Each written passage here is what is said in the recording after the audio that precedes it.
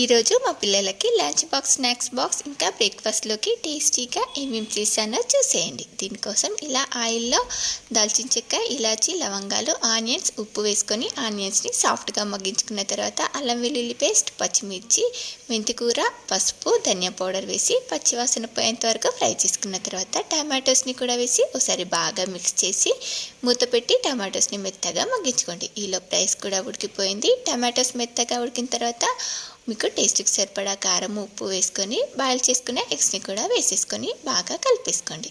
ఈ ఎగ్స్ని నేను రైస్కి ఉడికించుకునే ముందే ఎగ్స్ని బాయిల్ చేసి పెట్టుకున్నాను. అలాగే ఒక టీ గ్లాస్ వాటర్ని యాడ్ చేసుకొని మూత పెట్టి మగ్గించుకోండి.